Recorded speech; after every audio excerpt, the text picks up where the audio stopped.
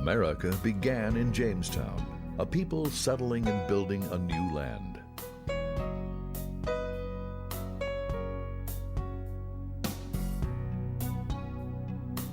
We declared our independence in Philadelphia and became a people striving for liberty under law.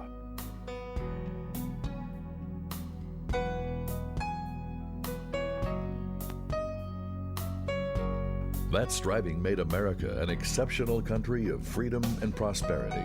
Many came here legally to enjoy the benefits of the new land. In our success, however, we may have forgotten that rule of law upholds liberty. Also, we may have forgotten that vigilance, watchfulness, is the price of freedom.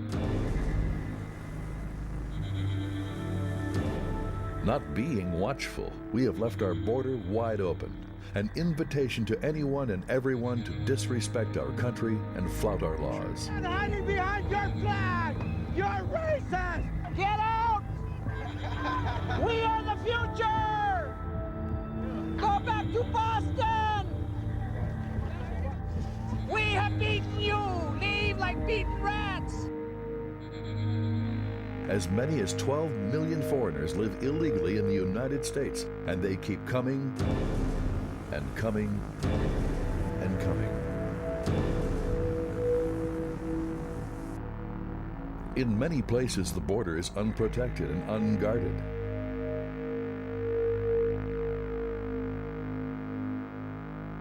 The borders are wide open, and there really is no border. And that includes Canada, for that matter. It's really quite, our country is wide open for that. Elsewhere, uncompleted and unmaintained walls testify to our government's indifference.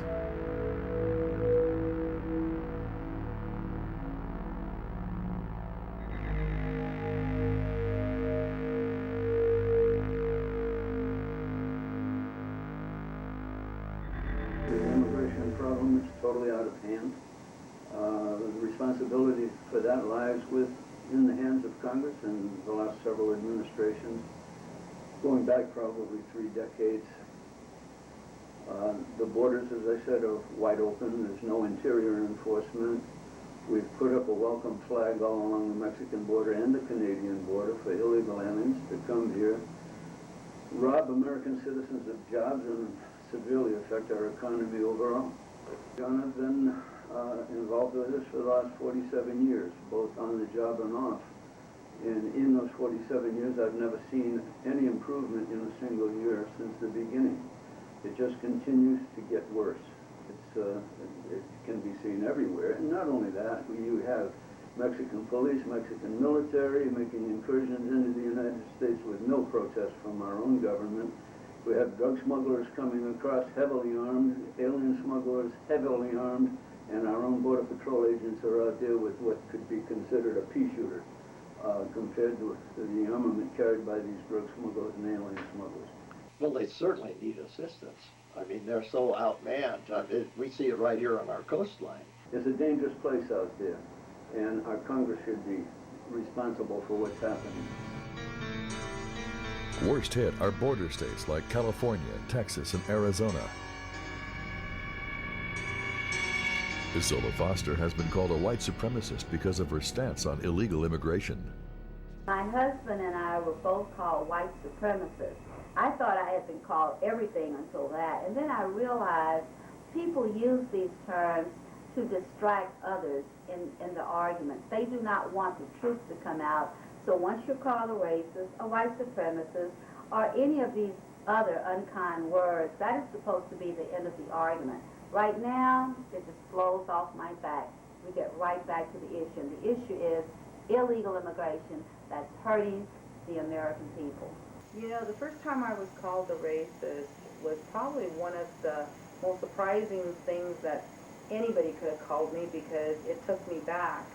As you could see, I am part Hispanic and I'm also part American Indian, and it wasn't something that I was used to, and it felt like somebody kicked me in the stomach. But then as time progressed, I came to realize that that is their favorite word. When they have no other words to call you or to tell you, and they're losing their battles against your arguments. That is the word they use. You're racist! Our own government is not protecting the American people. I've been an educator in the second largest school district in America, Los Angeles Unified, for over 30 years. And I was there when the influx of illegal alien children came into our schools. And I have to tell you, I saw firsthand how our American children were treated as second-class citizens. When you say second-class citizens, what do you mean by that, our U.S. citizen Well, one of children? the policies of the school district is to have students bring in their immunization papers and their birth certificates before they are enrolled as a first-time student. This was true and demanded of American children, but children of illegal aliens were able to get into the schools without these two forms. For the immunization form, the schools would actually pay for the children to have this done, whereas American parents had to pay for their own children for this to happen. Why is illegal immigration out of control?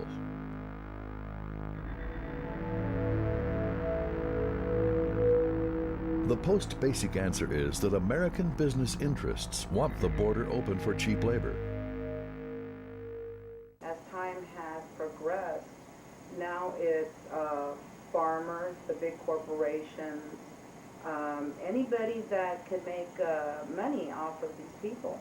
They lower our wages, and that's one of the things these big corporations want is for our wages to be lowered. We're seeing on practically just blocks away from here, on practically every corner early in the morning, groups of 10 to 20 men. They're early from say 6 a.m. to maybe 8:30 a.m. Looking to be picked up by contractors, growers, restaurateurs, any number of employers looking for cheap laborers that have come here illegally. I mean, we have an employee at the University of Missouri, Kansas City, who is a dual national, who works, who is a representative for the Mexican government, who's facilitating, and one of their goals is to make sure that the city and the county and the state recognize these immigrants that are in our area. I hear a lot about illegals who are taking jobs that Americans don't want, which is the silliest statement I've ever heard, and such a gross misstatement of the truth. So the idea that we have these same jobs, same Americans who are trying hard to get jobs, that are shut out of the job market because of the fact that you have illegal aliens who are favored by businesses, favored by our own government, and so our children are at a loss now as to what to do about employment. One of the very simple things of employment enforcement, the very simple opportunity for employers to call their Social Security to find out whether the information being presented to them was accurate, and it was dropped right in the middle of the legislation. In fact, that legislation got so gutted that it really was rendered useless. Political interests see illegal aliens as a potential source for cheap votes once they give the illegals amnesty. Well, it's obvious there's special interests all over the place, from employers to groups that want to encourage migration to this country. There's a variety of forces out there that are contributing to this, so it isn't really one single group. It's many rivers pouring in, many streams pouring into the big river. The very worst thing that happened to our nation was the 1986 amnesty. It was the most corrupting law that came along, actually. It corrupted our organizations, it corrupted our infrastructure, it even corrupted our churches. We cannot have any more amnesties. We we need to be done with amnesties as a nation. Another vested interest is the Mexican government, which barely hides its aim of exporting its poverty population and extending its clout. This seems to be a welfare relief valve for them, and much easier to send their labor out, to have a job that can send money back, and also take care of their health care needs, their education of their children. You know, it goes on and on. Juan Hernandez, the former Mexico's head of the Ministry of Mexicans living in the United States, admitted the following to U.S. Congressman Tom Tancredo. By populating the United States with millions of Hispanics who are tied economically, politically, and linguistically to Mexico, we are able to exert enormous influence and pressure on U.S. policy and its dealings with Mexico. Illegal immigration is now impacting the entire United States with culture clash.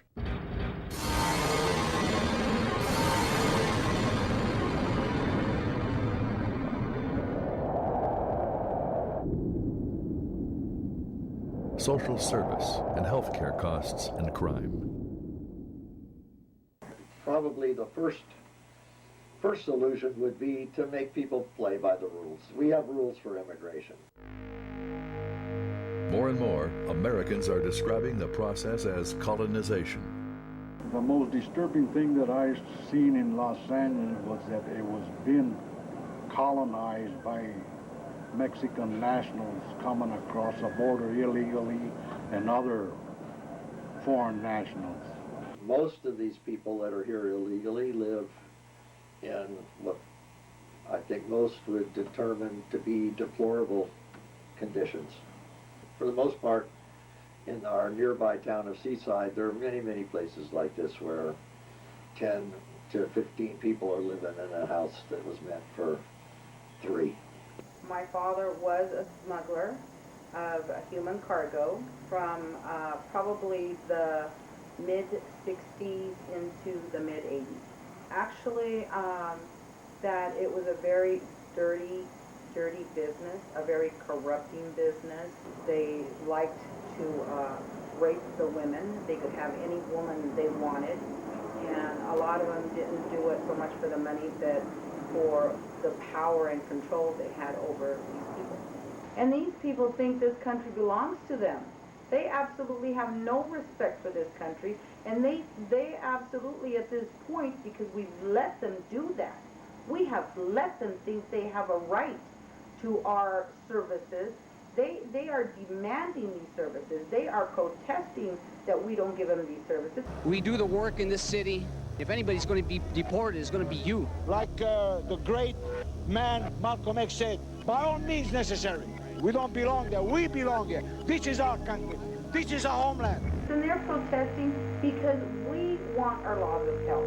I'd hate to say it's an overt colonization, and yet, I mean, there's somebody's pushing it, you know, somebody, either in our government or the Mexican government or South American government. I think that there has been a concerted effort to come here, irrespective of the fact that these individuals are fleeing a country which they feel is not meeting their needs, and coming to our country to establish their residency here, even though they're here illegally. But unfortunately, the rest of the world now sees the United States as some kind of entitlement, and that has to end. And you get free health care at several medical centers here in Kansas City. They certainly get jobs. The Westside Community Action Network facilitates that. The woman who runs that particular organization, she allows the illegal aliens to wash their clothes there. She allows them to use that as their mailing address, and she allows them to call prospective employers. Well, I think it's by any group wants to have their feelings known. They want to be in power, whatever group it is. And in this case, Latin American immigrant groups, they have bonded together, so they want to have their voices heard. And I think they've not earned the right to be heard. That's the problem. They've come here illegally, they've violated our laws, And that really, as far as I'm concerned, takes away their right to be heard. Some Americans think that the heartland of America is a long way from illegal immigration. They could not be more mistaken.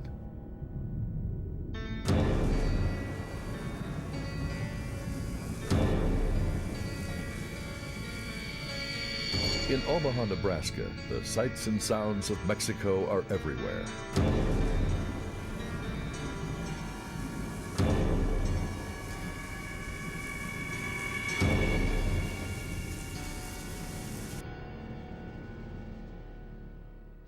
They catch these people, and you know, they say they send them back, but usually they just pat them on the behind and send them on their way. They don't have time. I mean, locally, the police don't have time to mess with them, and they go to the hospitals and they take advantage of the, you know, the medical facilities, especially in Omaha, Nebraska, which is a big medical center. And I mean, it's costing the taxpayers a lot of money. And the problem is, from my standpoint, it's been negative. Some of the people I'm involved with, and I'm in the restaurant business.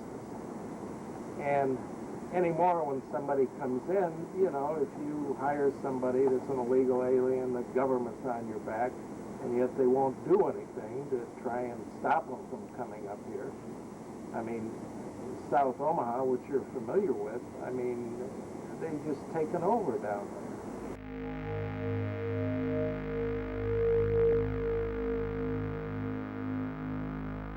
Here is the INS doing their job, which is enforcing immigration laws. And Senator Hagel tried to prevent them, the INS, from doing that. He's part of the problem, a big part of the problem. Illegal immigration is also impacting small towns across Nebraska. I can understand Spanish, and I've listened into some of the conversations of people that come from Spanish-speaking countries, and I can understand what they're saying, and a lot of them say that they have more rights than naturalized born citizens. They think it's a joke, and they'll tell you, I've heard them tell each other, they're laughing at these dumb gringos. Moving from Nebraska to Kansas, the signs of the times are also plain to see in Kansas City. Indeed, there is. There is a tremendous problem, especially in the Midwest. For the most part, there has been an influx of illegal aliens here in Kansas City, and which required that the Mexican consulate move from St. Louis, Missouri, to Kansas City in order to facilitate the giving out of the matricular card to illegal aliens in Kansas City. And last year in September, the city recognized the Mexican consular card as valid identification for illegal aliens.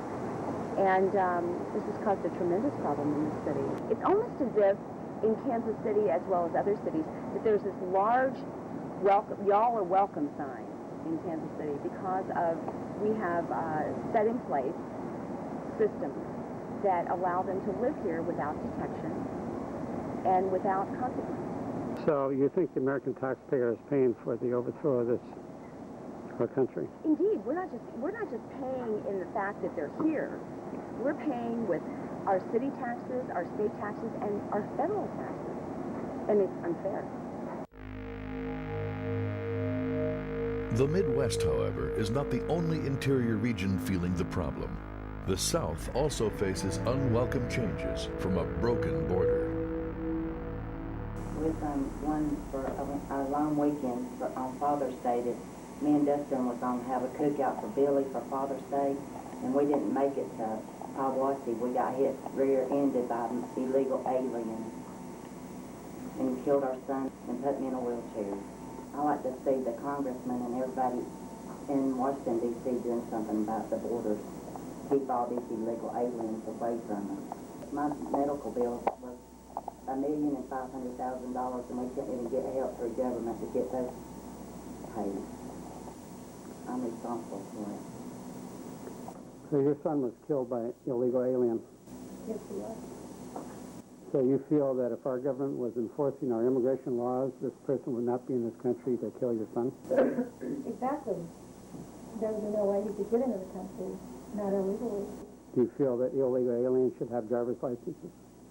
No, I had thought about that. I thought maybe it would help track them down, but as we saw in Billy and Kathy's case, the Inman's case, it did not help to track them down.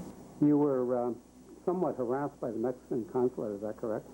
Right. They said that we were grandstanding when we tried to hold a vigil 3 months after the accident that killed my son and 2 of his friends.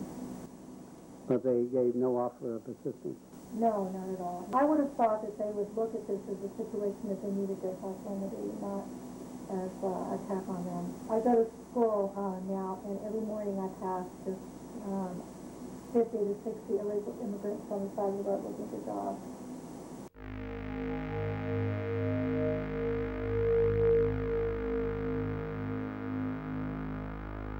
America is in danger.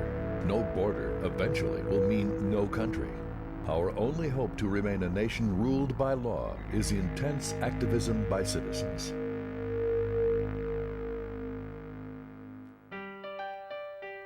This process is beginning. The people are spreading the word and making the politicians listen. But the effort must continue.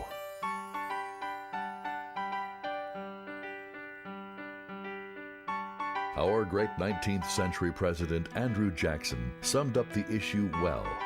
But you must remember, my fellow citizens, that eternal vigilance by the people is the price of liberty, and you must pay that price if you wish to secure the blessing.